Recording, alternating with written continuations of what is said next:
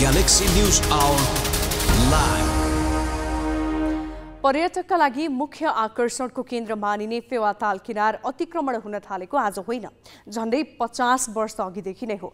2030 मङ्सिर 15 मा पहिलो पटक फेवातालको मापदण्ड तोक्दै फेवा किनारदेखि 200 मिटर आसपास कुनै पनि संरक्षण बनाउन नपाइने व्यवस्था गरिएको थियो। तर मापदण्ड तोकिएको केही समयमै तालको ड्याम फुटेर झन्डै आधा पानी बग्यो र जमिनको भाग देखा पर्यो। त्यसबेलादेखि नै भूमाफिया र स्वार्थ समूहले तालको जमिन हडपेर संरक्षण बनाउन थाले, जसले तालको सुन्दरता नासिँदै गयो। आबादी बढेपछि तालको मापदण्ड 65 मिटर कायम गरियो, तर पनि ताल अतिक्रमणको क्रम रोकिएन। हुँदा व्यवसायिक कर्ण शाक्यले समेत ताल अतिक्रमण गरेर रिसोर्ट बनाएको भन्दै अनुमति दिने सरकारी निकाय विरुद्ध रिट दर्ता भयो। सर्वोच्च अदालतले 2075 साल वैशाख 16 मई 2030 सालमा मापदण्ड मिचेर बनाइएका संरचना भत्काउन आदेश समेत दियो। तर यसअघिका पोखरा महानगरका प्रमुख मानबहादुर जीसी नेतृत्वको कार्यपालिका बोर्डले फेवातालको मापदण्ड नै घटाएर 30 मिटरमा झारिदियो। लामो समयसम्म विवादको विषय बनिरहेको ताल अतिक्रमणको विषयमा सर्वोच्च अदालतले अन्तिम फैसला गरेको छ। फैसला अनुसार तालको परिधिमा पर्ने 65 मिटर क्षेत्रभित्रका सम्पूर्ण संरचनालाई अवैध ठहर गर्दै 493 संरचना हटाउन संघीय सरकार, पोखरा महानगरपालिका र सम्बद्ध निकायका नाममा आदेश जारी गरेको छ। यो आदेशले संरचना भत्कने र तालको सौन्दर्य जोगिने अपेक्षा त गरिएको छ, तर तालको मापदण्ड नै बदलेर थप अतिक्रमण गर्न प्रेरित गर्ने स्वार्थ समूह पनि उम्कन हुँदैन। प्राकृतिक र सार्वजनिक संरचनामाथि स्वार्थ समूहको अनुकूल निर्णय गर्नेलाई पनि कानुनी दायरामा ल्याइनुपर्छ।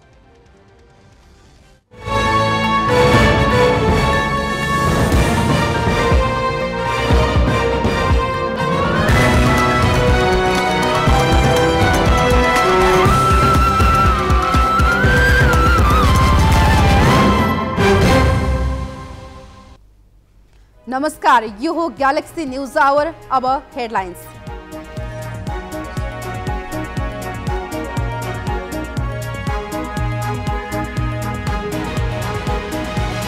भ्रष्टाचारमा दोषी ठहर भएका आन्तरिक राजस्व विभागका पूर्व महानिर्देशक चुडामणि शर्मा सहित 3 जनालाई 9 वर्ष कैद सजाय, जनहित 6 अर्ब 15 करोड तिराउने फैसला।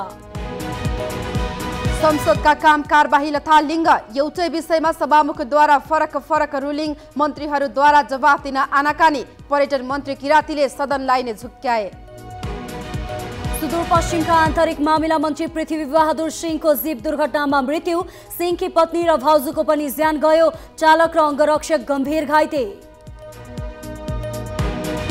नयाँ ब्रोकर कम्पनीलाई इजाजत दिने प्रक्रिया रोकेको अर्थ समितिले 1 हप्तामै निर्णय उल्ट्यायो। न प्रक्रिया रोक्दा कारण देखायो, न उल्ट्याउँदा नै।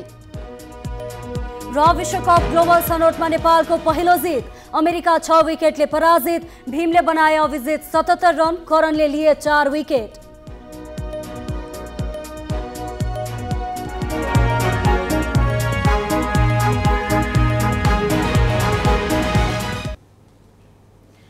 सरकारले आगामी आर्थिक वर्षको बजेट जेठ 15 गते पेश गरेपछि संसदमा पहिले सैद्धान्तिक छलफल भयो।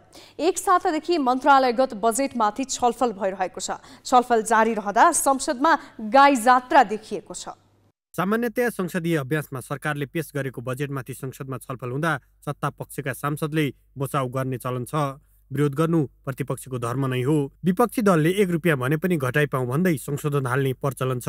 विपक्षी दलले प्रचलन अनुसार नै भूमिका निर्वाह गरिरहेका छन्। तर बजेटमाथिको छलफलमा प्रतिपक्षी दलभन्दा अघि बढेर सत्ता पक्षकै सांसदले विरोध गरिरहेका छन्। आफ्नो निर्वाचन क्षेत्रमा बजेट विनियोजन नगरिएको भन्दै उनीहरूले आक्रोश मात्र पोखेका छैनन्, रोस्टमबाटै बजेट संशोधन गर्न माग गरिरहेका छन्। यथास्थितिमा बजेट पास नगर्ने धम्की सत्ता पक्षकै सांसदबाट आएको छ। यहाँ 3टा मन्त्री हुन्छ, ऊर्जा मन्त्री हुनुहुन्छ, परराष्ट्र मन्त्री हुनुहुन्छ, सूचना तथा सञ्चार मन्त्री हुनुहुन्छ।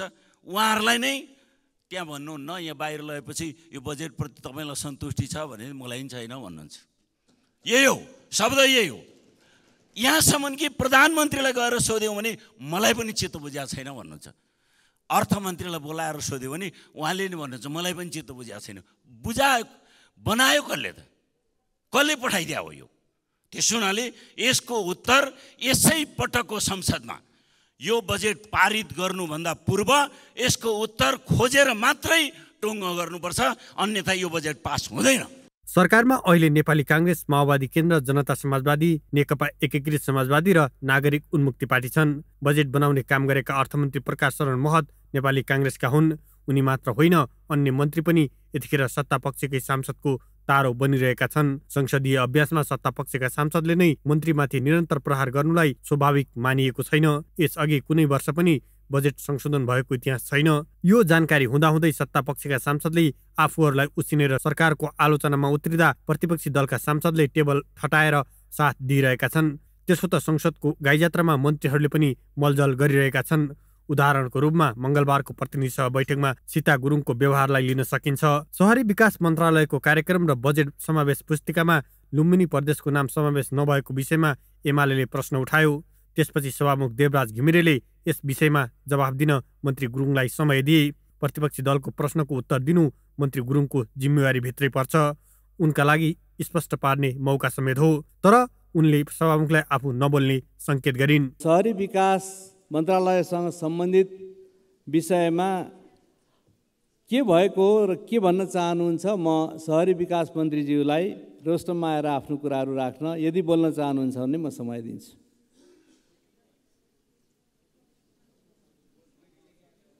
बैठकमा नै रहेका अर्थमन्त्री महतसँगको सल्लाहपछि मात्र मन्त्री गुरुङ जवाफ दिन रोस्टममा गइन्। त्यसो त सभामुख घिमिरेको भूमिका पनि उस्तै विवादित बनिरहेको छ। प्रधानमन्त्रीले बोलिरहँदा प्रतिपक्षी दलका सांसदलाई नियमापति गर्न दिएको भनेर माओवादी केन्द्रबाट आलोचित घिमिरेको भूमिकालाई लिएर एमाले समेत प्रश्न उठाएको छ। कार्यसूची अगाडि बढाउने मामिलामा अलग अलग भूमिकाका कारण उनीमाथि प्रश्न उठेको हो। पर्यटन मन्त्रालयको कार्यक्रम र बजेट समावेश भएको पुस्तिकामा प्रदेशको वास्तविक नाम नराखिएको भनेर एमाले आपत्ति जनाएपछि असार 3 गते त्यो मन्त्रालयको बजेटमाथिको छलफल कार्यसूचीबाट हटाएका सभामुख घिमिरेले मंगलबार उही प्रकृतिको शहरी विकास मन्त्रालयको त्रुटिमा छलफल गराउन खोजे। त्रुटि भएको रहेछ भने सच्याउने प्रतिबद्धता मन्त्रीज्यूले राखिसक्नु भएको छ। त्यसले गर्दाखेरि अब त्यो त्रुटिलाई हेर्ने, सच्याउने, मिलाउँदै जाने कुराहरू अन्तर्गत अब राखिएको विनियोजन शहरी विकास मन्त्रालयको सहितको आज विनियोजित शीर्षकमा छलफलमा अगाडि जाउँ। त्यसैले मान्य सदस्यहरू अब त्यही आधारमा भन्नाले सच्याउनु पर्नेलाई हेरेर सच्याउने आधारमा कार्यक्रमलाई सूची अन्तर्गत अगाडि लानको लागि म मान्यजीहरूलाई सहयोग गरिदिन अनुरोध गर्छु। सत्तापक्षका सांसदको आक्रोश र धम्की मन्त्रीको व्यवहार र सभामुखको भूमिकालाई संसदभित्रको गाईजात्राको रूपमा अर्थ्याउन थालिएको छ। अंगराज नेउपाने, ग्यालेक्सी फोके, काठमाडौँ। मन्त्रालयगत कार्यक्रम र बजेटमाथि प्रतिनिधि सभामा जेठ 32 देखि छलफल भइरहेको छ। छलफलका लागि सांसदहरूलाई सरकारले कार्यक्रम र बजेट समावेश पुस्तिका उपलब्ध गराएको छ। त्यही पुस्तिकालाई आधार मानेर सांसदहरूले बोल्ने हो। तर पुस्तिकामा सरकारले एकपछि अर्को गरी गल्ती गरिरहेको छ। यहाँसम्म कि प्रदेशको नाम नै छुटाइएको छ, त्यो पनि संसदले निर्देशन दिँदा समेत हो। पर्यटन मन्त्रालयको कार्यक्रम र बजेटमा प्रदेशको नाम नै गायब पारिएको छ भने शहरी विकास मन्त्रालयको बजेटमा लुम्बिनीलाई प्रदेश 5 भनिएको छ। यस विषयमा प्रमुख प्रतिपक्षले विरोध जनाउँदा सभामुखको भूमिका पनि विरोधाभासपूर्ण देखिएको छ। संस्कृति, पर्यटन तथा नागरिक उड्डयन मन्त्रालयले आफ्नो कार्यक्रम र बजेटमा प्रदेशको वास्तविक नाम राखेन। अङ्कका आधारमा प्रदेशलाई चिनाइएको विषयमा प्रमुख प्रतिपक्षी नेकपा एमाले आपत्ति जनाएपछि असार 3 गतेको प्रतिनिधि सभाको बैठकमा पर्यटन मन्त्री सुदन किराँतीले कमजोरी भएको स्वीकार गर्दै प्रदेशको नाम समावेश गरेर पुस्तिका छाप्ने प्रतिबद्धता जनाए। सभामुख देवराज घिमिरेले त्यस दिन पुस्तिकामा रहेको त्रुटिका कारण पर्यटन मन्त्रालयको बजेटमाथिको छलफल कार्यसूचीबाटै हटाए। तर मंगलबार सांसदहरूको हातमा परेको पर्यटन मन्त्रालयको कार्यक्रम र बजेट पुस्तिकामा प्रदेश नै गायब छ। अङ्कका ठाउँमा नाम राखेर सच्याउनु पर्नेमा प्रदेश नै गायब पारिएपछि यस विषयमा एमाले प्रतिनिधि सभाको मंगलबारको बैठकमा आपत्ति जनायो। शहरी विकास मन्त्रालयको कार्यक्रम र बजेटमा लुम्बिनीलाई प्रदेश 5 भनिएकामा पनि एमाले सांसदले आपत्ति जनाए। पुनर्वितरण गरिएको पुस्तकमा प्रदेशको नाम नै हटाइएको छ। मैले यसमा सभामुखज्यूको गम्भीरतापूर्वक ध्यानाकर्षण गराउन चाहन्छु। पहिला प्रदेश नम्बर 1, 2, 3, 4, 5, 6 र 7 लेख्नुभएको थियो। अहिले प्रदेशको नाम नै हटाइएको छ। यो मन्त्रीको नियतसँग जोडिएको विषय पर्यो। त्यसपछि सभामुख घिमिरेले पर्यटन मन्त्रालयको कार्यक्रम र बजेटमा प्रदेशको नाम छुट्याइएको विषयमा ध्यानाकर्षण भएको भन्दै शहरी विकास मन्त्रालयका बारे मन्त्री सीता गुरुङलाई बोल्न समय दिए। मन्त्री गुरुङले त्रुटि सच्याउने प्रतिबद्धता जनाइन्। कार्यक्रमिक रूपमा लिखितमा काहीँ त्रुटि भएको छ भने त्यसलाई हेरेर सच्याइने छ र आज चाहिँ छलफल प्रक्रियालाई अगाडि बढाउन सम्मान्य सभामुख महोदय मार्फत अनुरोध गर्न चाहन्छु। मन्त्रीको प्रतिबद्धतापछि सभामुख घिमिरेले बजेटमाथिको छलफल अगाडि बढाउन खोजे, तर एमाले सांसदहरूले मानेनन्। यो रहेछ भने सच्याइने छ, यो चाहिँ यो मिलेन। चस्मा लाउनु भएको छैन भने म चस्मा लाउन मन्त्रीज्यूलाई आग्रह गर्न चाहन्छु। पेज नम्बर 27, 28 र 29, 50 ठाउँमा यो छ। सच्याउने शर्तमा भन्न मिल्दैन, अगाडि बढ्न मिल्दैन सम्माननीय सभामुख महोदय।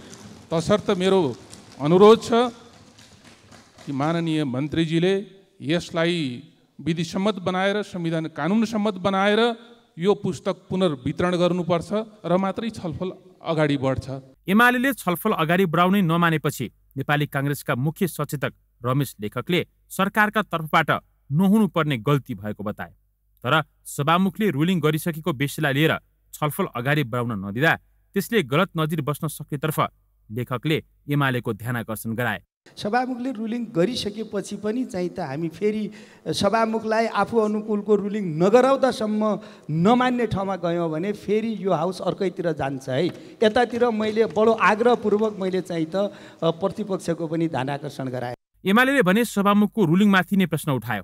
एमाले सांसद रघुजी पन्तले प्रदेशको नाम छुटेका कारण पर्यटन मन्त्रालयको छलफल रोकेका सभामुखले उही प्रकृतिको त्रुटि रहेको शहरी विकास मन्त्रालयको बजेटमा कसरी छलफल अगाडि बढाउन मिल्छ भनेर प्रश्न गर्दै रुलिङमा समानता कायम गर्न सभामुखको ध्यानाकर्षण गराए। सभामुख महोदयले दिएको रुलिङहरूमा एकरूपता हुनुपर्छ, त्यसमा कन्ट्राडिक्सन उत्पन्न हुनु हुँदैन। कन्ट्राडिक्सन उत्पन्न भएर एकअर्कासँग बाज्यो भने कुन चाहिँ रुलिङ मान्ने कुन चाहिँ रुलिङ नमान्ने भन्ने प्रश्न उठ्छ। सभामुखले नै योभन्दा अगाडि अर्को एउटा मन्त्रालय सायद नागरिक उड्डयन मन्त्रालयकै सन्दर्भमा होला त्यसलाई रोकेर प्रदेशको नाम लेखेर ल्याउन रुलिङ गरिसक्नुभयो। अब आज हामीले यो लुम्बिनी नाम नलेखेकोमा यो छलफल अगाडि बढायौँ भने भोलि नागरिक उड्डयनले पनि नलेखिकन फेरि ल्यायो भने त्यसमा छलफल अगाडि बढाउँछौँ कि बढाउँदैनौँ। त्यसपछि सभामुख घिमिरेले बैठक 15 मिनटका लागि स्थगित गरे। स्थगित गरिएको अवधिमा उनले दलहरूसँग छलफल गरे। त्यसपछि बसेको बैठकमा सभामुखले त्रुटि सच्याउन फेरि सम्बन्धित मन्त्रालयलाई निर्देशन दिए। शहरी विकास मन्त्रालयको बजेटमाथिको छलफललाई भने कार्यसूचीबाट हटाइएन। छलफलमा सत्तापक्ष र प्रतिपक्षी दलका सांसदले भाग लिए। बजेटको वितरणलाई लिएर संसदमा चर्को आलोचना खेपिरहेको सरकारले पुस्तिकामा प्रदेशको नाम गायब पारेको र गलत राखेको विषयमा पनि विरोध खेप्नु परेको छ। सरकारको लापरवाहीमा निर्वाह गरेको भूमिकालाई लिएर सभामुख घिमिरे समेत विवादमा तानिएका छन्। अब केही न्यूज संक्षेपमा। कर फर्स्युट आयोगमा बसेर बदनियतपूर्वक निर्णय गरी भ्रष्टाचार गरेको अभियोगमा दोषी ठहर भएका आन्तरिक राजस्व विभागका पूर्व महानिर्देशक चुडामणि शर्मालाई 9 वर्ष कैद सजाय तोकिएको छ। विशेष अदालतले शर्मासहित आयोगका 3 जना पदाधिकारीलाई कैद तथा जरिवाना तोकेको हो। अदालतले आयोगका तत्कालीन अध्यक्ष लुम्बध्वज महतलाई 9 वर्ष 1 महिना कैद र सदस्य उमेश ढकाल र सदस्य सचिव चुडामणि शर्मालाई 9 वर्ष कैद सजाय सुनाएको हो। यस्तै 3 जना पदाधिकारीबाट जनहित 4 अर्ब 10 करोड 46 लाख 97,898 रुपैयाँ बिगो र 2 अर्ब 5 करोड 23 लाख 48,949 रुपैयाँका दरले जरिवाना पनि भराउनु पर्ने फैसला अदालतले गरेको छ। यस हिसाबले प्रत्येक पदाधिकारीले 6 अर्ब 15 करोड रुपैयाँ तिर्नुपर्नेछ। रामशरण महत अर्थमन्त्री छँदा गठन गरिएको आयोगले 30 अर्ब 52 करोड रुपैयाँ बराबरको कर विवादमा 9 अर्ब 54 करोडको मात्र सम्झौता गरी बाँकी मिनाहा दिएकाले महालेखा परीक्षकले कैफियत लेखेका थिए। त्यसबारे अख्तियारले छानबिन गरी 2074 सालमा भ्रष्टाचार मुद्दा दायर गरेको थियो। बझाङमा भएको गाडी दुर्घटनामा सुदूरपश्चिम प्रदेशका आन्तरिक मामिला मन्त्री पृथ्वी बहादुर सिंह सहित 3 जनाको मृत्यु भएको छ। दुर्घटनामा गम्भीर घाइते भएका मन्त्री सिंहको उपचारका क्रममा बाँकेको कोहलपुर अस्पतालमा निधन भएको हो।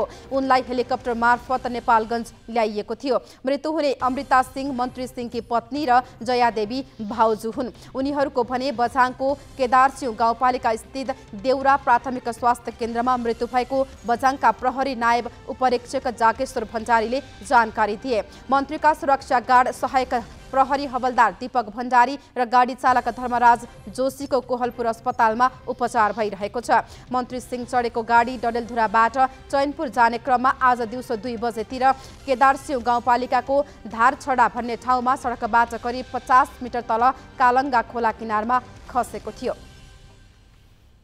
देशमा मनसुन प्रवेश गरेको एक सातामै विभिन्न जिल्लामा 10 जनाको मृत्यु भएको छ। उपप्रधानमन्त्री तथा गृहमन्त्री नारायण काजी श्रेष्ठले आज प्रतिनिधि सभाको बैठकमा समय लिएर बोल्दै विपदबाट भएको क्षतिबारे जानकारी गराएका हुन्। उनका अनुसार बाढी पहिरोमा परि 10 जनाको मृत्यु भएको छ भने 6 जना घाइते भएका छन्। यस्तै 26 जना बेपत्ता भएका छन्। पूर्वी नेपालमा बाढी पहिरोका कारण 54 घर पूर्ण रूपमा क्षतिग्रस्त भएका छन्। मृत्यु हुने मध्ये पाँचथर र ताप्लेजुङका 3 तथा 3 जना हुन्। पूर्वी नेपालमा असार 2 गते भारी वर्षा भएको थियो, जसका कारण सङ्खुवासभा, पाँचथर र ताप्लेजुङमा बढी असर गरेको छ। बाढीले सडक र पुलका साथै जलविद्युत आयोजनामा क्षति पुगेको छ। सङ्खुवासभाको चैनपुर दोभाने स्थित जलविद्युत आयोजनामा क्षति पुग्नुका साथै 18 श्रमिक र अरू 3 सहित 21 जना बेपत्ता भएकामा 3 जनाको जीवितै उद्धार गरिएको र अरूको खोजी भइरहेको गृहमन्त्री श्रेष्ठले जानकारी दिएका छन्। पाँचथरमा बाढी पहिरोमा परेका 12 जनालाई हेलिकप्टर मार्फत उद्धार गरिएको छ। यस्तै पाँचथरमा 120 स्थानीय र ताप्लेजुङमा 39 घर परिवारलाई सुरक्षित स्थानमा स्थानान्तरण गरिएको छ। मुगलिन पोखरा सडक खण्डमा पहिरोमा परि तनहुमा 2 जनाको मृत्यु भएको छ। गृहमन्त्री श्रेष्ठले मृतकका परिवारलाई विपद पीडित उद्धार तथा राहत सम्बन्धी मापदण्ड 2077 अनुसार राहत उपलब्ध गराउने व्यवस्था मिलाइएको बताए। मापदण्ड अनुसार मृतकका परिवारले 2 लाख रुपैयाँका दरले राहत पाउनेछन्। सन् 2100 सम्ममा 75% हिउँ पग्लिने अनुमान सहितको प्रतिवेदन सार्वजनिक भएको छ। काठमाडौँ स्थित international centre for integrated mountain development इसी मोडले हिमालय क्षेत्रमा तीव्र गतिमा हिउँ पग्लिरहेको प्रतिवेदन सार्वजनिक गरेको हो। अध्ययन अनुसार एसियाको हिन्दी कुश हिमालय क्षेत्रमा अस्वाभाविक रूपमा हिउँ पग्लिरहेको छ। सगरमाथा क्षेत्रमा करिब 2000 वर्षमा बनेको बरफ 30 वर्षमा पग्लिएको इसी मोडले जनाएको छ। हिमाली क्षेत्रमा बरफ पग्लने दर सन् 2010 यता 65% बढेको प्रतिवेदनमा उल्लेख छ। अस्वाभाविक रूपमा हिउँ पग्लिँदा हिम नदी किनारमा बस्ने करिब 2 अर्ब मानिस बाढीको जोखिममा छन्। 2 अर्ब जनसङ्ख्यामा खानेपानीको हाहाकार हुन सक्ने भनिएको छ। बाँकी प्रसङ्ग स्मृति मल्लबाट। त्रिभुवन विश्वविद्यालयका उपप्राध्यापक प्रेम चलाउनेलाई आक्रमण गर्नेहरूको मुद्दा फिर्ता लिने निर्णय गरेपछि चलाउने आमरण अनसनमा छन्। काठमाडौँ जिल्ला अदालतमा 28 महिनादेखि विचाराधीन अवस्थामा रहेको ज्यान मार्ने उद्योगको मुद्दा फिर्ता लिने निर्णय सरकारले गरेको थियो। तत्कालीन गृहमन्त्री बालकृष्ण खाँडको सिफारिसपछि महान्यायाधिवक्ता खम्बबहादुर खातीले मुद्दा फिर्ता गर्न कानुन मन्त्रालयमा लेखी पठाएका थिए। राजनीतिक शक्तिका आडमा फौजदारी मुद्दामा पटक पटक चलखेल गर्नुलाई कानुनविदहरूले अर्को अपराधको संज्ञा दिएका छन्। त्रिभुवन विश्वविद्यालयका उपप्राध्यापक प्रेम चलाउनेमाथि आक्रमण गर्ने नेपाल विद्यार्थी सङ्घका 7 जना कार्यकर्ता विरुद्धको मुद्दा सरकारले फिर्ता लिने निर्णय गरेपछि उपप्राध्यापक चलाउने आमरण अनसनमा छन्। कानुन मन्त्री धनराज गुरुङको प्रस्तावमा 30 जेठमा बसेको मन्त्री परिषद बैठकले मुद्दा फिर्ता लिने निर्णय गरेको थियो। मन्त्री परिषदको निर्णय कानुन मन्त्रालय मार्फत महान्यायाधिवक्ताको कार्यालय हुँदै जिल्ला सरकारी वकिल कार्यालयमा पुगेको थियो। काठमाडौँ जिल्ला अदालतमा विचाराधीन मुद्दा सरकारले फिर्ता लिने निर्णय गरेपछि उपप्राध्यापक चलाउने अनसन बस्न सोमबार अदालत परिसरमै पुगेका थिए। तर प्रहरीले तत्कालै नियन्त्रणमा लिएपछि उनले त्रिवी परिसरलाई नै अनसनस्थलका रूपमा रोजेका छन्। आफ्नो हत्या गर्न चाहने अपराधीलाई बचाउन सरकार नै लागि परेको चलाउनेको दुखेसो छ।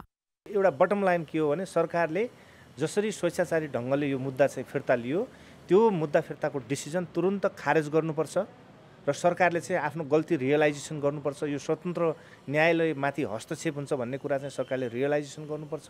यो तुरुन्तै चाहिँ नि खारेज गर्नुपर्छ, यो निर्णय फिर्ता लिनुपर्छ सरकारले। विश्वविद्यालय परिसरमा रहेको एटिएमबाट पैसा निकालेर निस्कने क्रममा उपप्राध्यापक चलाउनेलाई रड, भाटा जस्ता हतियारले 2077 वैशाख जेठमा आक्रमण गरिएको थियो। नेवी सङ्घका नेताद्वय हरि आचार्य र योगेन्द्र रावल हमलाका योजनाकार तथा दीपकराज ओझा, रूपेश शाह, रविन कुमार लामा, सयुज श्रेष्ठ र निरज राणा मगर योजना कार्यान्वयनकर्ताका रूपमा रहेको अभियोग पत्रमा उल्लेख छ। शाह र लामालाई 2 लाख रुपैयाँ दिएर चलाउनेमाथि हमला गर्न लगाएको आरोप छ। आचार्य र रावल अनुसन्धानका क्रममा फरार रहेर अदालतमा मात्र हाजिर भएका थिए र तत्कालै धरौटीमा रिहा भएका थिए। मुलुकी अपराध संहिताको दफा 183 अनुसार ज्यान मार्ने उद्योगको मुद्दा खेपिरहेका उनीहरूलाई 10 वर्षसम्म कैद र 1 लाख रुपैयाँसम्म जरिवानाको मागदावी अभियोग पत्रमा छ। राजनीतिक शक्तिको आडमा फौजदारी मुद्दा फिर्ता लिने निर्णय लिनुलाई कानूनका जानकारहरूले अर्को अपराधको रूपमा अर्थ्याएका छन्। ऊ आफै दाबी लिएर जाने यसले चाहिँ अपराध गरेको हो, यसलाई सजाय हुनुपर्छ भनेर यदि उसलाई लागेको थियो त्यो मान्छेलाई चाहिँ मुद्दा चलाउनु पर्ने थिएन, ऊ चाहिँ निर्दोष थियो भनेदेखि त मुद्दा नचलाइकन निर्णय गर्न सक्थ्यो नि त। मुद्दा चलाउने बेला अनुसन्धानकै क्रममा त्यो गर्न सक्थ्यो, त्यो नगर्ने, अहिले आएर 3 वर्षसम्म मुद्दा चलाउने अनि आफैले दाबी लिने अनि आफैले चाहिँ फेरि फिर्ता लिनुपर्छ भनेर गर्नु, यो सरकार परिवर्तन भएको माहौलमा होइन त्यो सबै कुराहरू गर्दाखेरि चाहिँ के भन्दाखेरि पीडितलाई न्याय दिने भन्दा पनि कुनै सङ्गठित कुनै एउटा व्यक्ति अथवा एउटा समुदायले चाहिँ संरक्षण गर्ने स्वेच्छाचारी विचार अथवा स्वेच्छाचारी त्यो चाहिँ निर्णयबाट चाहिँ गाइडेड भएको जस्तो देखिन्छ। सरकारी वकिलको कार्यालयले भने कानुनी व्यवस्था अनुसार नै फिर्ता लिन लागि दावी गरेको छ। यसमा नेपाल सरकारले यो मुद्दा फिर्ता लिनुपर्ने कारणहरू, यो मुद्दा फिर्ता लिनका लागि सिफारिस गर्नुपर्ने कारणहरू भनेर 3 वटा कारणहरू उल्लेख गरेर त्यो कारण दर्शाएर यो चाहिँ फिर्ता लिएको देखिन्छ। तर यो नेपाल सरकारले मात्रै फिर्ता लिएर हुँदैन, यो चाहिँ अदालतमा विचाराधीन मुद्दा भएको हुनाले अदालतले यसमा चाहिँ बहस छलफल गराएर यो मुद्दा त्यो प्रकृतिको हो कि होइन, यो मुद्दा फिर्ता हुनसक्छ कि हुँदैन, पीडितलाई यसले मुद्दा फिर्ता लिँदाखेरि के असर पर्छ भन्ने कुराहरू सबै कुराहरू विश्लेषण गरेर बहस सुनेर यो मुद्दामा निर्णय गर्ने अधिकार, यो त हामीले निवेदन मात्र पेश गरेको हो, त्यो निवेदन उप छलफल हुने र सुनवाई हुने काम अदालतबाट। त्यसो त सरकारले निर्णय गर्दैमा कुनै पनि फौजदारी मुद्दा फिर्ता हुँदैन। फिर्ताका लागि निवेदन दर्ता गरेपछि अदालतले त्यसमा सुनवाई गर्नेछ। मंगलबार उक्त मुद्दाको अन्तिम सुनवाईका लागि नियमित पेशी थियो। सरकारले मुद्दा फिर्ताको निवेदन सहितको फाइल एकाएक इजलासमा पेश गरेपछि न्यायाधीशले त्यसमा सुनवाईका लागि अस्वीकार गरेका छन्। अब यस निवेदनमा सुनवाईका लागि अर्को पेशी तोकिनेछ। क्यामेरामा सविन महर्जनका साथमा शिखा श्रेष्ठ, ग्यालेक्सी 4K, काठमाडौँ। उपप्राध्यापक प्रेम चलाउनेमाथि आक्रमण गर्नेहरू विरुद्धको मुद्दा फिर्ता लिने सरकारको निर्णयको सडकदेखि सदनसम्मै विरोध भएको छ। प्रतिनिधि सभाको आजको बैठकमा सांसदहरूले मुद्दा फिर्ता लिने सरकारको निर्णय खारेज गरी अदालतलाई न्यायिक निरूपण गर्न दिनुपर्ने बताएका छन्।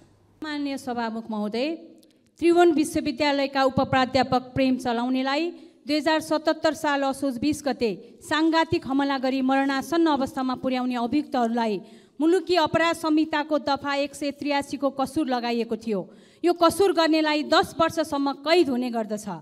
महेन्द्र संस्कृत विश्वविद्यालयको दीक्षान्त समारोहमा सम्माननीय प्रधानमन्त्रीज्यूले विश्वविद्यालयमा हुने राजनीतिक हस्तक्षेपको अन्त्य गर्छु भन्नुभएको करिब 1 हप्ता पनि नबित्दै आफ्नै अभिव्यक्तिको खण्डन गर्दै अदालतमा विचाराधीन रहेको ज्यान मार्ने उद्योगको मुद्दा सरकारले फिर्ता लिएको छ। एउटा पीडितले न्यायका लागि न्यायालयको ढोका घचघचाइरहेको बेला सरकारले न्यायालयमाथि ठाडो हस्तक्षेप गरी मुद्दा फिर्ता लिने अलोकतान्त्रिक निर्णय गरेको छ। सरकारको अन्यायपूर्ण निर्णयलाई आम नागरिक र नागरिक समाजले प्रश्न गरिरहेका छन्। के यो देशमा अपराधीहरू मात्र बाँच्न पाउने हुन्?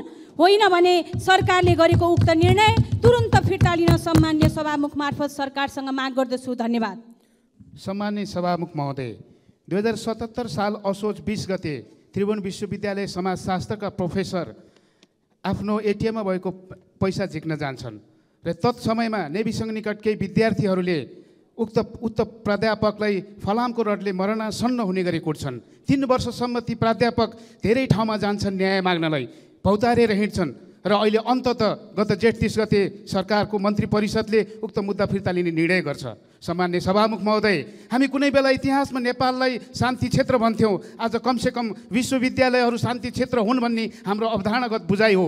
प्रहरीलाई पनि भित्र जान पाइँदैन, जानु पर्दैन भन्ने हाम्रो शान्तिको मान्यतालाई गुन्डागर्दी शैलीमा दिनदाडै त्यसरी कुटपिट गरेर मरणासन्न बनाएको मान्छेको मुद्दा फिर्ता लिने यो कहाँको न्याय हो? सम्मान्य सभामुख महोदय, न्याय चाहिन्छ, न्यायलाई मर्न नदिउँ। न्याय पनि मर्यो भने हाम्रो आशा रहँदैन, भविष्य रहँदैन। विश्वविद्यालय जस्तो क्षेत्रमा त्यसरी गुन्डागर्दी शैलीमा मरणासन्न कुट्नेहरूलाई नछोडौँ। म सम्मान्य सभामुख मार्फत नेपाल सरकारका गृहमन्त्रीलाई अनुरोध गर्न चाहन्छु, कृपया यो गलतलाई सच्याउनुहोस्, न्याय दिनुहोस्। अब केही न्युज संक्षेपमा।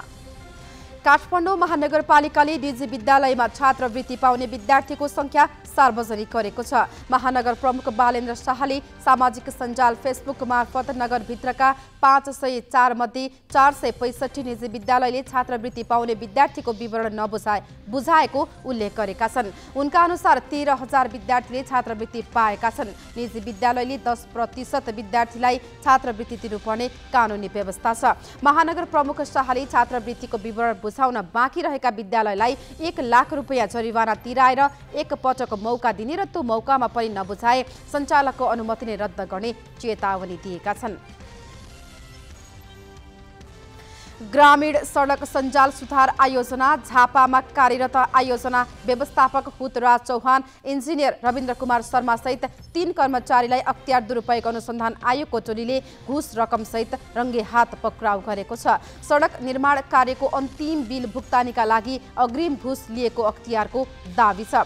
आयोजना व्यवस्थापक चौहान, इन्जिनियर रविन्द्र कुमार शर्मा र लेखापाल हिमाल पौडेललाई सेवाग्राहीबाट 4 लाख रुपैयाँ घुस लिइसकेको अवस्थामा र 2,22,000 स्रोत नखुलेको रकम गरी 6,22,000 रुपैयाँ पनि बरामद भएको अख्तियारले जनाएको छ।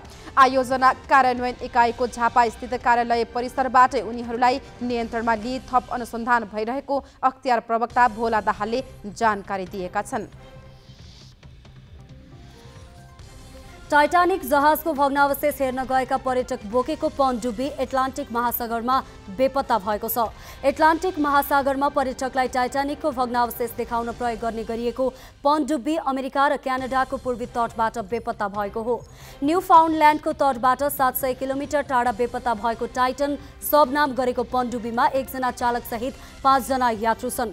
टाइटन सब डुब्न थालेको 1 घण्टा 45 मिनटपछि चालक दलले सतहको जहाज पोलर प्रिन्ससँग सम्पर्क गुमाएको थियो।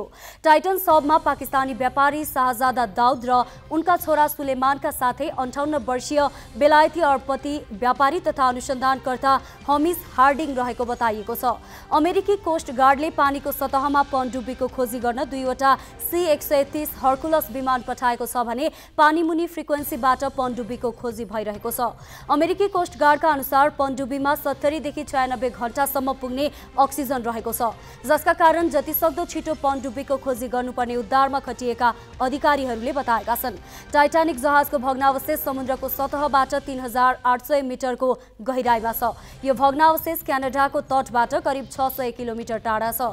डुबेको टाइटानिकको भग्नावशेष सन् 1985 मा फेला परेको थियो। यो भग्नावशेषको स्वामित्व ओसन गेट कम्पनीले लिएको छ, जसले यसलाई देखाउन पनडुब्बीबाट मानिसहरूलाई लग्ने गरेको छ। कम्पनीले 8 दिनको प्याकेजका लागि प्रति व्यक्ति $2.5 लाख शुल्क लिने गरेको छ।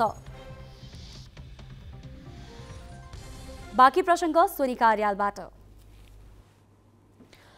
माओवादी परित्याग गरेता बाबुराम भट्टराईको राजनैतिक जीवन सरल बाटो हिँड्न सकेन। नयाँ शक्ति पार्टी जन्माएका उनले मधेस केन्द्रित दलहरूसँग मिलेर जनता समाजवादी पार्टी बनाए, तर त्यहाँ पनि कारबाहीमा परेपछि नेपाल समाजवादी पार्टी गठन गरे। त्यही बेलादेखि उनी माओवादी सहित विचार मिल्नेसँग मोर्चा बनाउन चाहन्थे र कालान्तरमा पार्टी एकता पनि। उनको यही भावनाको फाइदा उठाउँदै माओवादी अध्यक्ष दाहालले पार्टी एकीकरण नै गर्ने आश्वासन दिएर भट्टराईको निर्वाचन क्षेत्र गोर्खा 2 मा बाजी मारे। तर दाहालले उनलाई पार्टीमा त भित्र्याउन चाहेनन् नै। सोमबार घोषणा भएको समाजवादी मोर्चाबाट समेत बाबुरामलाई बाहिरै छोडिदिए। 2072 असोजमा माओवादी परित्याग गर्दै बाबुराम भट्टराईले नयाँ शक्ति पार्टी गठन गरे। त्यतिखेर उनले पार्टी कार्यक्रमका रूपमा 5 सको अवधारणा अघि सार्दै पहिलो सको अर्थ समुन्नत समाजवाद भनेर लगाएका थिए। त्यसपछि उनले मधेस केन्द्रित दलहरूसँग पार्टी एकता गरे र नामै जनता समाजवादी पार्टी राखे। 2078 असार 29 सम्म बाबुराम भट्टराई त्यही जसपाको संघीय परिषद अध्यक्ष थिए। तर उपेन्द्र यादवसँग मतभेद बढेपछि असार 30 मा जसपाको वीरगञ्जमा बसेको केन्द्रीय समिति बैठकले भट्टराई सहित 9 नेतालाई कारबाही गर्यो।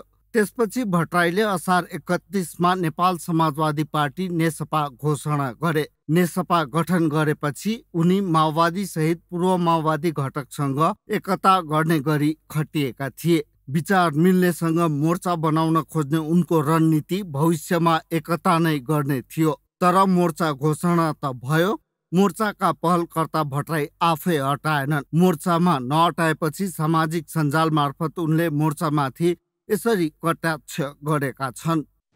समाजवाद संसदीय अङ्कगणित मिलाएर र जालझेल गरेर आउने उपभोग्य वस्तु होइन। यो त उदात्त वैचारिकीको निर्देशनमा उन्नत चेतना र उच्च नैतिक धरातल भएका मानवको लामो सामूहिक प्रयत्नले निर्माण हुने अति उन्नत सभ्यताको चरण हो। कथित समाजवादी मोर्चालाई निजी सत्ता स्वार्थका निम्ति भित्री र बाहिरी शक्तिहरूसँग बार्गेनको हतियार बनाउने दुष्कर्म नहोस्। केहीलाई सधैँ र धेरैलाई केही बेर ठग्न सकिन्छ, तर सबैलाई सधैँ ठग्न सकिन्न भन्ने टेक्का रहोस्। राष्ट्रिय सभागृहमा भएको विशेष कार्यक्रमबाट मोर्चा घोषणा गर्दा पुष्पकमल दाहाल नेतृत्वको माओवादी केन्द्र, माधव नेपाल नेतृत्वको एकीकृत समाजवादी, उपेन्द्र यादव नेतृत्वको जसपा र नेत्रविक्रम चन्द्र नेतृत्वको नेकपा एकै ठाउँमा उभिए। तर त्यहाँ बाबुराम भट्टराई र उनका दल देखिएन। समाजवादी मोर्चा निर्माणका आरम्भकर्ता दाबी गर्ने भट्टराई त्यसमा नपर्नुको कारण उनको अस्थिर चरित्र, उच्च महत्वाकांक्षा र उपेन्द्र यादवसँगको तातो टक्राव रहेको राजनीतिक विश्लेषकको बुझाइ छ। बाबुराम भट्टराई अलिकति अस्थिर हुनुहुन्छ, अस्थिर खालको गतिविधिमा सक्रिय हुनुहुन्छ र धेरै महत्वाकांक्षी पनि हुनुहुन्छ। हुनसक्छ उहाँले यो मोर्चाको एउटा महत्त्वपूर्ण ठुलो महत्वाकांक्षा पाल्नु भएको थियो होला, ठुलो भूमिका खोज्नु भएको थियो होला, जुन भूमिका माधव कुमार नेपाल समूहले उपेन्द्र यादव समूहले दिन सकेनन्। र अर्को कुरा, हिजो भर्खरै उहाँहरूको पार्टी विग्रह भएर आएको अवस्थामा उपेन्द्र यादवसँग ठुलो सिट सङ्ख्या भएको, बाबुराम भट्टराईसँग कुनै पनि संसदमा चाहिँ प्रतिनिधित्व नभएको अवस्थामा बाबुराम भट्टराईलाई धेरै महत्त्व दिइरहनु पर्ने आवश्यकता ठानेन। माओवादी अध्यक्ष दाहालले निर्वाचनपछि पार्टी एकीकरण गर्ने आश्वासन दिएपछि भट्टराईले आफ्नो निर्वाचन क्षेत्र गोर्खा 2 दाहालका लागि छाडिदिएका थिए। तर पार्टीभित्र असहज परिस्थिति सिर्जना गर्न सक्ने डरका कारण दाहालले उनलाई पार्टीमा भित्र्याउन रुचाएनन्। दाहालले आफू प्रधानमन्त्री भएपछि न उचित मान दिए न ठाउँ नै दिए भन्ने भट्टराईको बुझाइ छ। समाजवादी मोर्चामा समेत नपरेपछि भट्टराई थप रित्तो हात बन्न पुगेका छन्। क्यामेरामा सुशील बास्कोटाको साथमा प्रशान्त ठाकुर, ग्यालेक्सी फोके, काठमाडौँ। लामो समय विवादको विषय बनिरहेको पोखराको फेवातालको अतिक्रमित संरचना अन्ततः हट्ने भएका छन्। सर्वोच्च अदालतले अन्तिम फैसला गर्दै ताल क्षेत्र मिचेर बनाइएका 65 मिटर क्षेत्रभित्रका सम्पूर्ण संरचनालाई अवैध शहर गरिदिएपछि गुमेको फेवातालको सौन्दर्य फिर्ने भएको हो।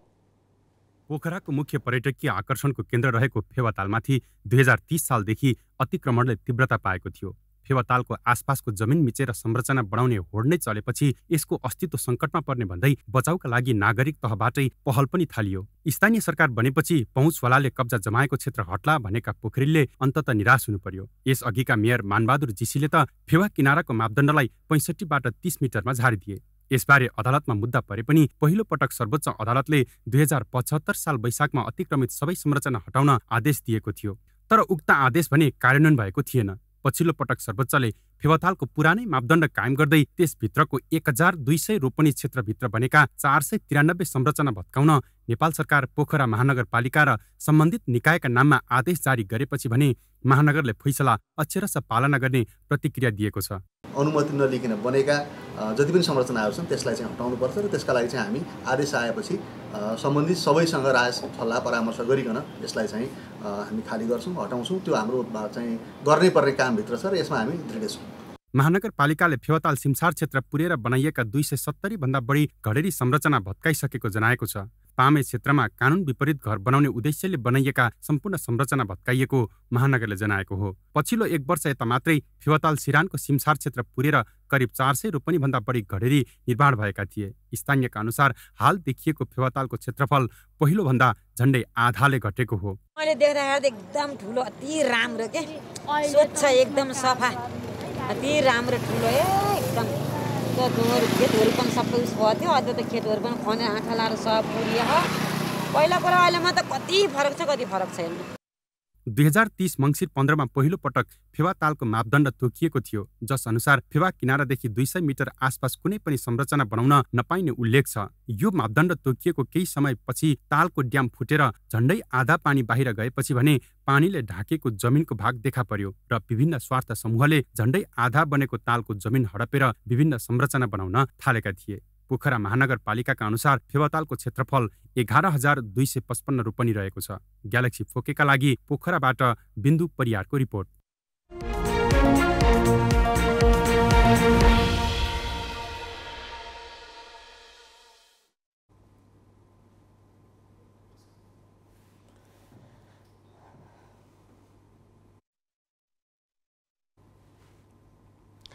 प्रतिनिधि सभाको अर्थ समितिले एक सातामै आफ्नो निर्णय फेर्यो। जेठ 29 गते शेयर कारोबारको लागि नयाँ ब्रोकर कम्पनीलाई लाइसेन्स दिने प्रक्रिया रोक्न लगाएको समितिले आज प्रक्रिया नरोक्न निर्देशन दियो। समितिले नेपाल धितोपत्र बोर्डका अधिकारीलाई बोलाएर करिब 3 घण्टा छलफल गरी मापदण्ड पूरा गरेका कम्पनीलाई अनुमति पत्र दिन निर्देशन दिएको हो। यसअघि लाइसेन्स दिँदा चलखेल भएको ठानेको समितिले एक सातामै किन निर्णय फेर्यो? पत्र बोर्डले प्रक्रिया मिचेर नयाँ ब्रोकर कम्पनीलाई लाइसेन्स दिएको भन्दै उजुरी परेपछि समितिले जेठ 29 गते बैठक राखेर लाइसेन्स प्रक्रिया स्थगन गर्न भन्यो। नयाँ कम्पनीले न्यूनतम मापदण्ड पूरा गरे नगरेको विषयमा समितिले छानबिन गरी निष्कर्षमा नपुगेसम्म इजाजत सम्बन्धी सम्पूर्ण प्रक्रिया स्थगन गर्न निर्देशन दिनु केही दिन पहिले बोर्डबाट 18 कम्पनीले लाइसेन्स पाएका थिए। लाइसेन्स पाएका तर नेपाल स्टक एक्सचेन्जमा आबद्ध हुन बाँकी ब्रोकर कम्पनी समितिको निर्देशनपछि निराश बने। सर्वोच्च अदालतले नै लाइसेन्स नरोक्न भनेको अवस्थामा कम्पनीका सञ्चालकका लागि समितिको निर्णय अनपेक्षित थियो। त्यसैले उनीहरूले समितिको निर्देशनपछि विभिन्न दलका नेता अनि सांसदलाई भेटेर ध्यानाकर्षण गराए। समितिले मंगलबार बोर्डका पदाधिकारीलाई बोलाएर करिब 3 घण्टा छलफल गर्यो। बैठकको सुरुवातमै बोर्डका अध्यक्ष रमेश हमालमाथि लाइसेन्स वितरण प्रक्रियामा चलखेल भएको भनी प्रश्न गरियो। जवाफमा हमालले नियमावलीमा टेकेर काम गरेको भन्दै अनियमितता नभएको दावी गरे।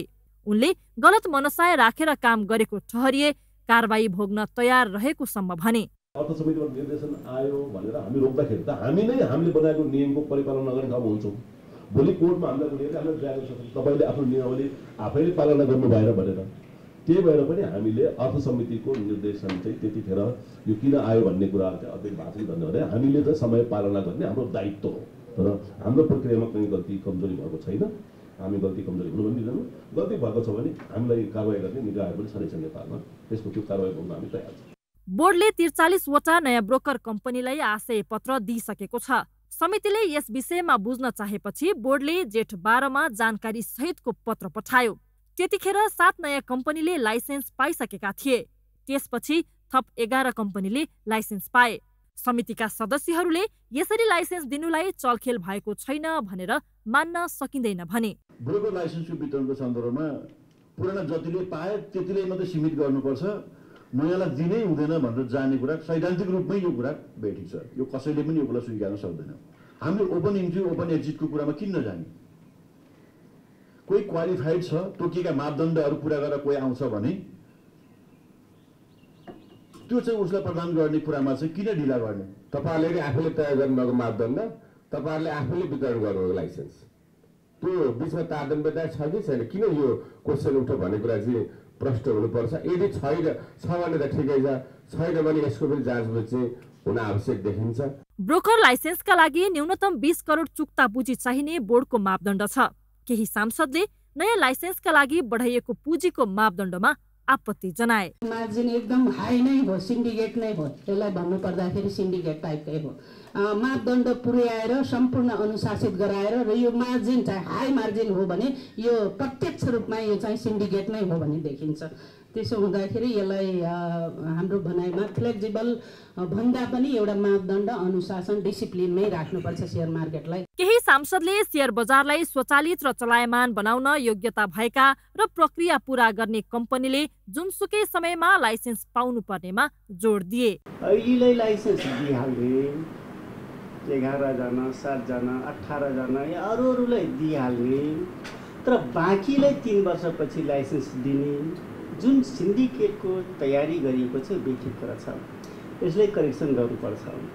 हामीले त यदि ब्रोकर लाइसेन्सको लागि कोही क्वालिफाइड छ, आजै क्वालिफाइड छ भने आजै दिनुपर्छ।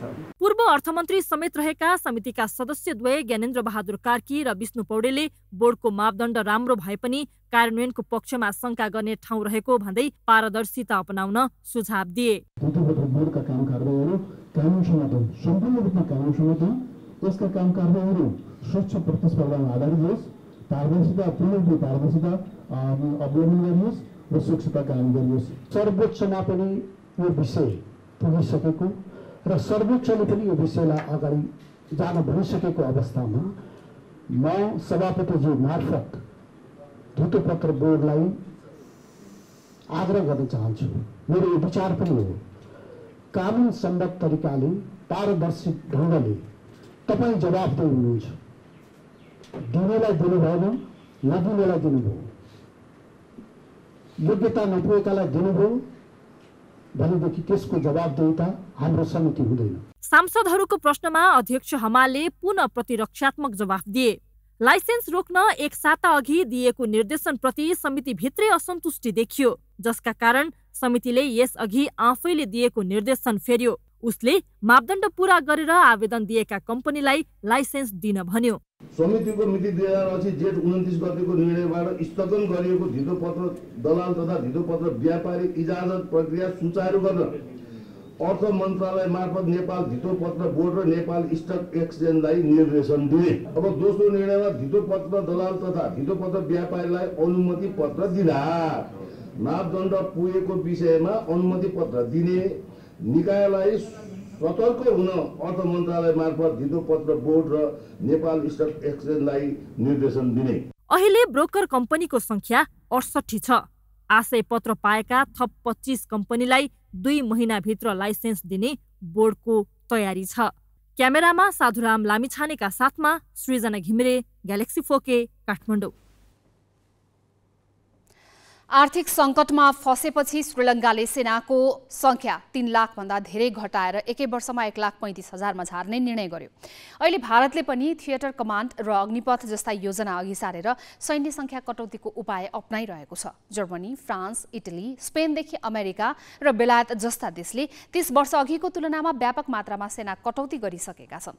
2063मा खुला राजनीतिमा आएसँगै नेपाली सेनाको आकार 20,000मा झार्नुपर्छ भनेका पुष्पकमल दाहाल अहिले देशको प्रधानमन्त्रीमा छन्। 6 दशकपछि सरकारले राजस्व सङ्कुचन जस्तो विषम आर्थिक समस्या भोगिरहेको छ। तैपनि सरकारले सुरक्षा निकाय र कर्मचारी प्रशासनमा भएको अधिक जनशक्तिलाई घटाउने प्रयाससम्म गरेको छैन। राष्ट्रिय स्वतन्त्र पार्टीका सांसद स्वर्णिम वाग्लेले संसदमा सेनासहित दुवै प्रहरी र निजामती कर्मचारीको संख्या घटाउन प्रस्ताव गरेका छन्। यो चालु खर्चको वृद्धिबाट धेरै नै चिन्तित भएर मैले हिजो अलिकति हामीलाई 2टा ठुलो शीर्षकले पछि दुःख दिनेवाला छ। एउटा सामाजिक सुरक्षाको, यसपालि 158 अर्बको हाराहारीमा भन्नुभएको छ, तर त्यहाँ social assistance, social insurance, labour market यो सबै जोडेर सोसियल प्रोटेक्सनको एउटा बृहत आर्किटेक्चरलाई नै हेर्ने हो भने हामी 2 खर्ब नागिसकेका छौँ। अर्को अब यो सेक्युरिटी फोर्सेस लगायत हाम्रो ब्युरोक्रेसीको आकारबारे पनि राजनीतिक सहमति नै गरेर चाहिँ हामीले ठुलै अप्रिय नै सही एउटा कदम चालेनौँ भने हामी दुर्घटना उन्मुख छौँ।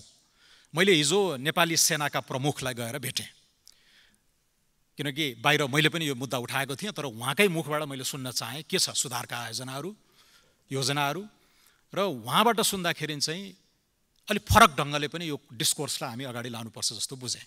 90,000को सेना, द्वन्द्व अगाडि 45,000को सेनालाई 90,000 पुर्याइयो। श्रीलङ्काले धान्न नसकेर एकैचोटि 1/3 चाहिँ काट्यो भनेर गत समाचार आएपछि मैले पनि पब्लिकली यसबारेमा हामीले पनि रिफर्म सुरु गर्ने हो कि भने, तर उहाँ सम्बन्धित अथोरिटीसँगै कुरा बुझौँ भनेर हिजो मैले भेटेँ। 6000 जति शान्ति सेनामा जाने, अर्को 6000 जति चाहिँ रेडी गरेर राख्नुपर्ने, भनेपछि 12000 त्यहीँ भयो। 800-800 को दरले पनि 77 जिल्लामा राख्दाखेरि करिब 50,000 सेना त्यसै पनि 77 जिल्लामा बाँडिए। अरू बाँकी रह्यो 20,000।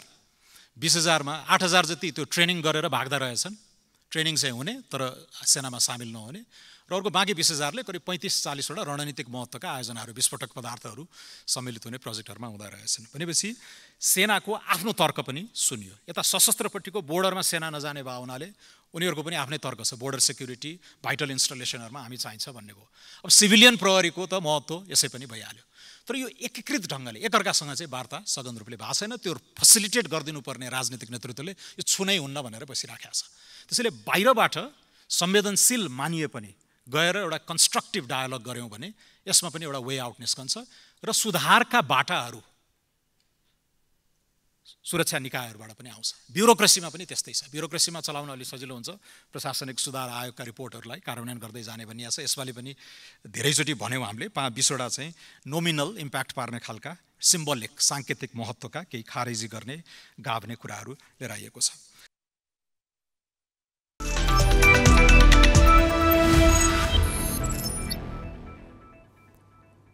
आइसिसी विश्वकप ग्लोबल छनौटमा नेपालले अमेरिकालाई 6 विकेटले हराएको छ। टस जितेर नेपालले पहिले फिल्डिङ रोजेपछि ब्याटिङ गरेको अमेरिका 49 ओभरमा सम्पूर्ण विकेट गुमाउँदै 207 रनमा समेटियो। चोटका कारण सोमपाल कामी टोलीमा नपरेको खेलमा करण केसीले उत्कृष्ट बलिङ गरे। अमेरिकाले मात्र 18 रन जोड्दा करणले 4 विकेट लिए। 4 रन बनाएका ओपनर स्टिभ टेलर एलबीडब्ल्यू धरापमा परे। साइतेजा मुकामल्लाले खाता खोल्नै सकेनन्। कप्तान एरन जेम्स 2 र नोस्तोस केन्जिङ्गे 1 रनमा करणको बलमा बाहिरिए। सङ्कटमा परेको पारी दयान जहाङ्गीरले सम्हाले। 7औं क्रममा ब्याटर जहाङ्गीरले शतकीय पारी खेले। उनले 79 बलमा 10 चौका र 3 छक्का सहित अभिजित 100 रन बनाए। सुशान्त मोदानीले 42 रन जोडे। गुलसन झाले 3 र दिपेन्द्र सिंह ऐरीले 2 विकेट लिए, तर सन्दीप लामिछाने विकेट लिन सकेनन्। 208 रनको लक्ष्य नेपालले 43 ओभरमा 4 विकेटको नोक्सानीमा पूरा गर्यो। आसिफ शेख 12 र कुशल भुर्तेल 39 रनमा बाहिरिए। कप्तान रोहित पौडेल 16 र कुशल मल्ल 13 रन जोड्दै पवेलियन फर्किए। क्रिजमा टिकेका भीम सार्कीले अभिजित 77 रन बनाए। 114 बल सामना गरेका उनले 7 चौका र 1 छक्का प्रहार गरे। एक दिवसीय करियरमा भीमको यो तेस्रो अर्धशतक हो। दिपेन्द्र सिंह ऐरी 38 रनमा अभिजित रहे। जितपछि नेपालले 2 अङ्क जोडेको छ। यसअघि पहिलो खेलमा नेपाल जिम्बाब्वेसँग पराजित भएको थियो। अमेरिकाको भने यो लगातार दोस्रो हार हो। नेपालले बिहीबार 2 पटकको विश्व विजेता वेस्ट इन्डिजसँग खेल्नेछ। आजै भएको अर्को खेलमा जिम्बाब्वेले नेदरल्यान्ड्सलाई 6 विकेटले हराएको छ। उसको यो लगातार दोस्रो जित हो।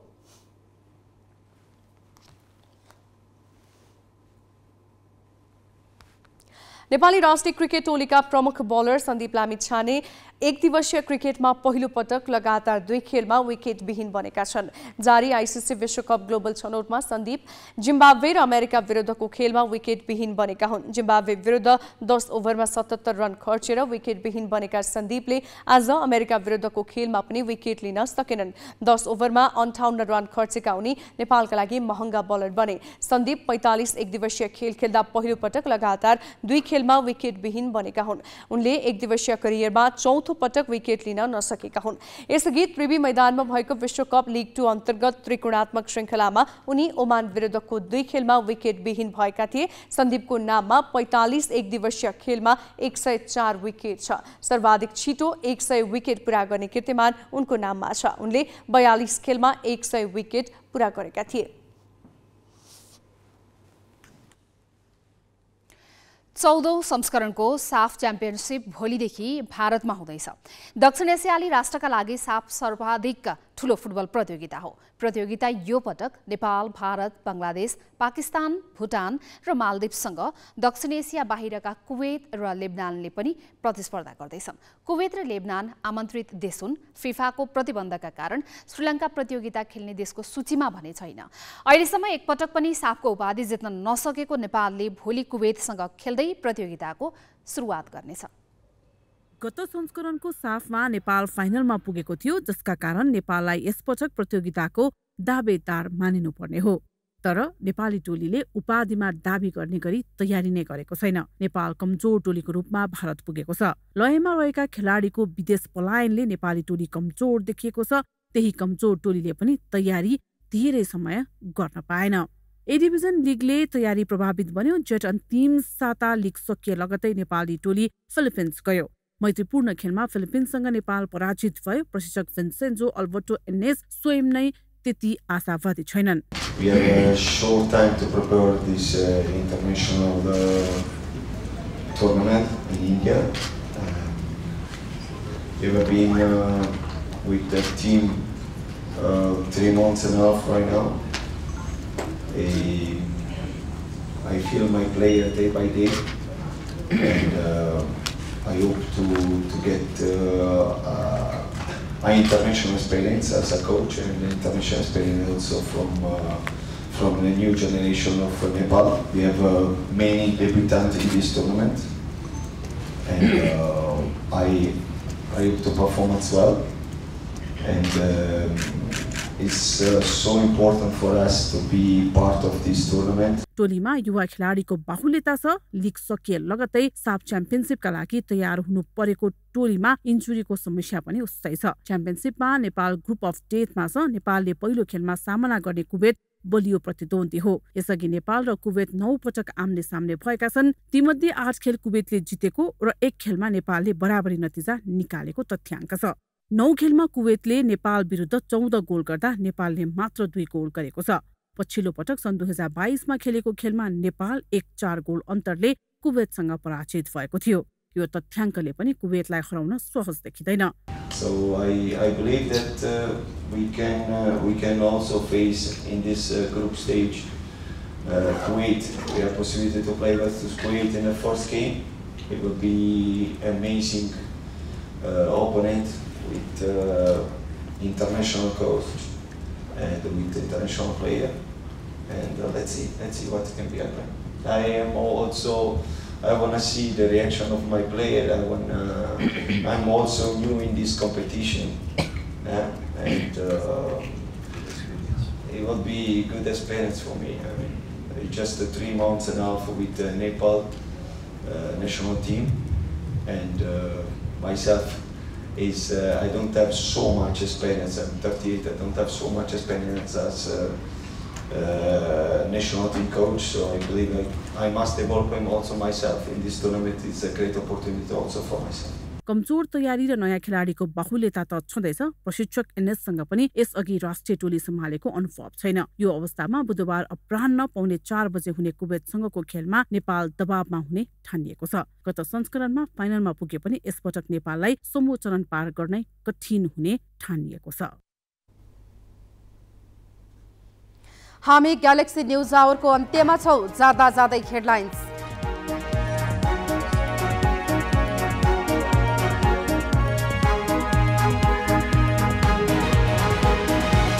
भ्रष्टाचारमा दोषी ठहर भएका आन्तरिक राजस्व विभागका पूर्व महानिर्देशक चुडामणि शर्मा सहित 3 जनालाई 9 वर्ष कैद सजाय।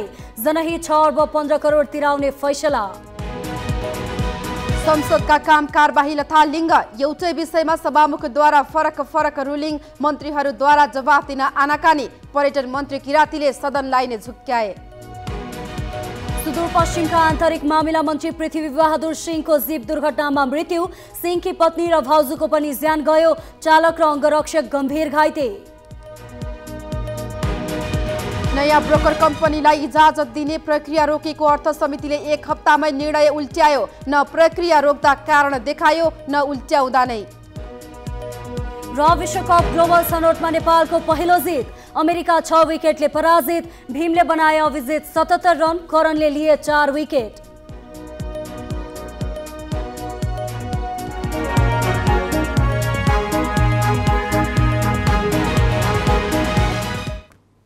आजलाई ग्यालेक्सी न्यूज आवर सकियो। नमस्ते।